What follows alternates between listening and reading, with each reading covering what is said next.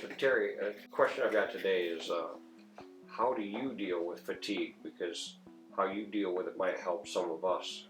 When you're tired, and myself personally, when I was on nights, I would always get tired between 4 in the morning, 5:30 in the morning, until my body sort of adapted to it.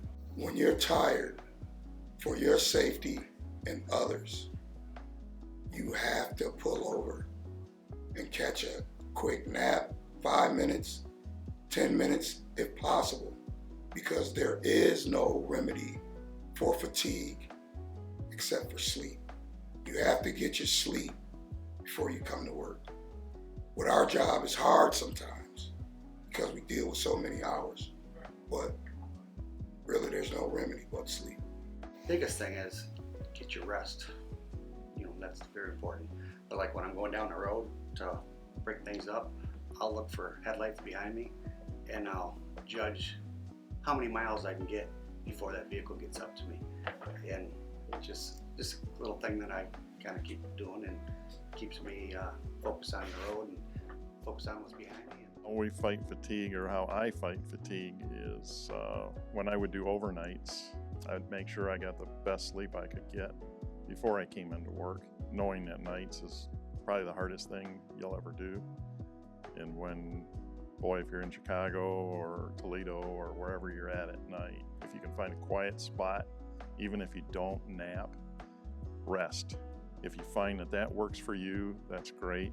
Another way to do it is the opposite, and that is to go for a walk if you can find space to walk and exercise.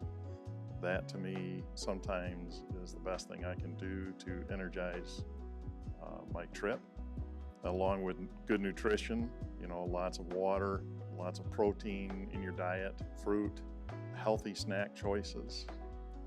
Just do whatever you can to help yourself succeed as you go through your night or your day, whichever it may be. Or if you're flip-flopping, that's especially important. This is what we did back when package car plan day is a safe day. You have to start your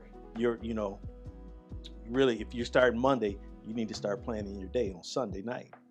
Get your proper rest. You have to, as beginning package car or feeder driver at this point, you never know what shift you're going to be on. So you need to try to, you're adjusting on the fly as far as your times.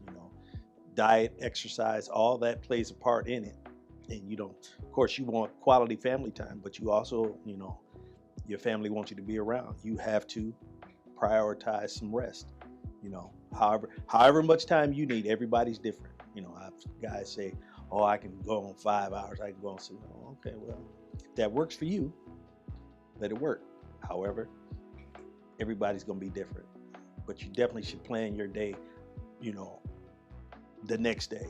When you got off Tuesday night or Tuesday afternoon, you should be planning for Wednesday already.